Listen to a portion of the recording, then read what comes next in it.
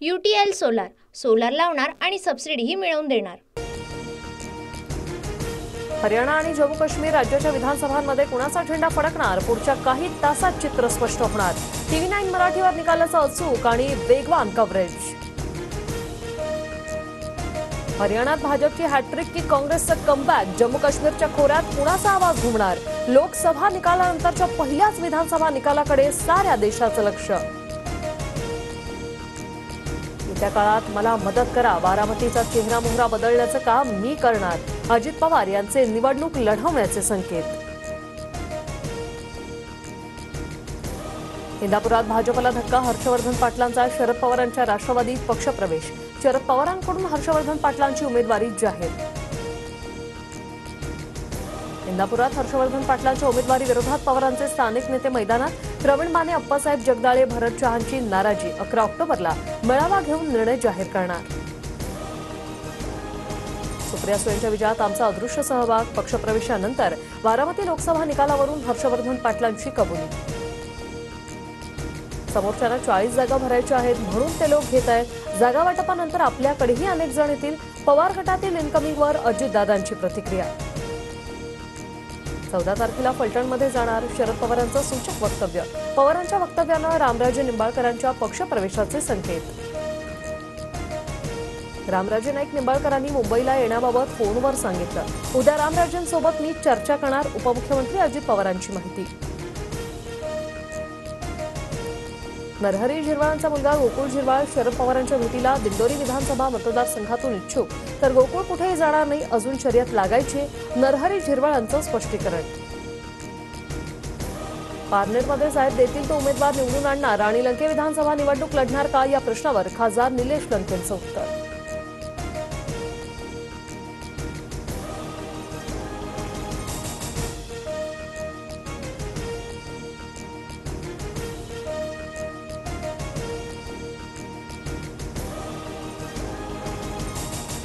जागावाटप झालेलं नसताना घोषणेचा अधिकार कोणी दिला, शरद पवार गटाचे पुणे अध्यक्ष प्रशांत जगतापांचा सवाल, मवियात मिठाचा खडा पडणार नाही याची काळजी घ्या, असं सुषमा अंधारेंना दिलं आवाहन।